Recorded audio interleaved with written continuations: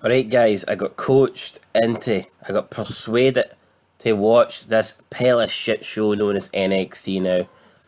For those of you that know, for those of you that don't know, this whole indie, mark, wrestling, flips and dives, it's not for me. It's not, I don't find it entertaining. I find it boring. I'm in wrestling for entertainment. I need the stars, you know.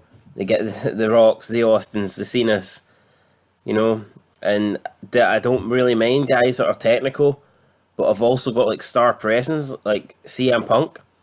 But I'm watching this NXT Takeover, and really, there's not one person on. There's nobody on this entire show that I'm looking at and I'm thinking these people are stars or.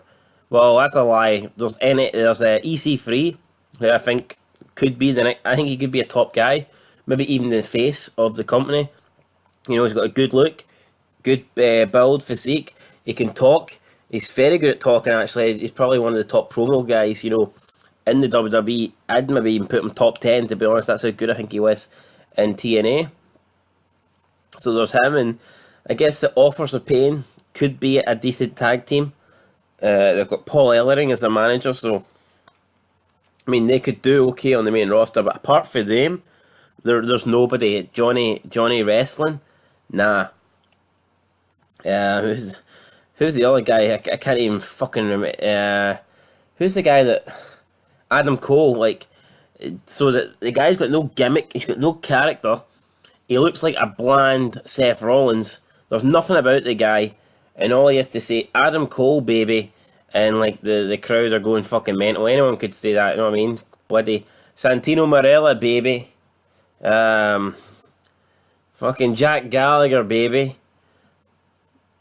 You know, fucking James Ellsworth, baby. You know what I mean? Fuck me, Son of Scotland TV, baby. You know what I mean? That's not fucking. That's pish. Absolute pish. The best thing about this show, by far, was getting to stare at Thea Trinidad and Candice LeRae. That was by far the best. I mean, I would take 50 years off my life expectancy for one night with those two in a threesome. And yeah, definitely, man. I'd probably take dying at 30 for that. But anyway, let's talk about the show. I guess we got to cover what happened. First match, 6-way tag match for the North American belt. Why have a North American belt when they've already got a United States now? North America is a continent, which includes the United States of America. So already, you know, if you're basing it by like geographical like terms, the North American belt should be more prestigious than the US belt. So I mean, it's just stupid, I think. And Adam Cole wins that. Next match, oh my god, next match was weird with Ember Moon taking on the UFC fighter that looks like a man, and she won. But I think the funny thing was here, if you actually, I looked at the promo package for this match, and they've booked this better than they've booked Ronda Rousey. How the fuck have they booked something on a throwaway show, a show that hardly anybody watches, NXT? How have they booked this UFC fighter stronger and better than they've booked Ronda Rousey? I mean, they should have booked Ronda Rousey the same way they booked this girl. Fucking, like, keeping her promos short and sweet, being mean, injuring people, you know, taking people out.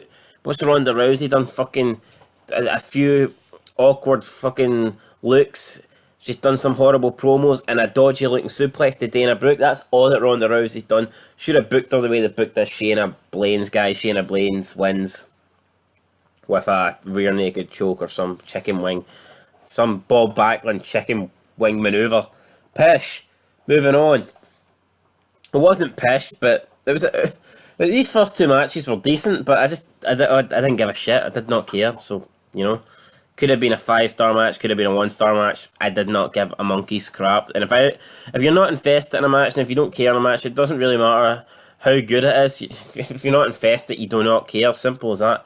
Next match with the 3-way tag team match, probably the weakest match of the night, I think. Bobby Fish or Bobby fucking hell, not Bobby Fish. Roderick Strong, aye, this jabroni, Dean Malenko lookalike guy with no charisma, another bum. They're all bums, what can I say? They're all bums. Oh, it's just men in tights. There's no character. Nothing. No charisma. There's no fucking personality about these people. No look, no nothing, no attire. It's all just fucking vanilla midgets in tights. That's all you get, man. That's it. And he turns on his partner, the fucking bruiserweight, the guy with the United Kingdom title, another bloody guy wearing it. This guy, the only difference is he wears a singlet, looks like a fucking woman. Turns on him, Undisputed Era wins. Hopefully the Undisputed Era stay in NXT, because I don't want to see them anywhere on my TV screen, so I don't want to see them on Raw. Next up with the NXT Championship match, Thea Trinidad. Oh my fucking god. She kept doing manoeuvres to Aleister Black. I wish she'd fucking do manoeuvres to me, man. Fucking hell, wrap my legs around the guy's face. Fucking wrap your legs around me. I'd sell it, man. I'd stay down for a 300 count, man, if you did that to me. But anyway, she ends up attacking, miscommunication, lands on the Mexican guy, the guy that Meltzer gave 5 stars, some piss jabroni. And then Aleister Black wins the title again. It was a good match, but it's just, I didn't really care. I was more fucking too busy looking at fucking Thea Trinidad's tits, to be honest. But as I was saying, there were so many false finishes. Like, Aleister Black kept kicking out at every single thing that the Mexican dude was hitting. You know, it's just, you can't suspend your, disbelief that much. I mean, sooner or later you're thinking, we all know it's fake, but sooner or later you're thinking, this is bullshit, man. How many times are they going to kick out? And they did it 1 too many times in this match. Fucking maybe 3, 4 too many times. So anyway, new champion. And in the last match, Johnny Gargano beats Camprio or whatever.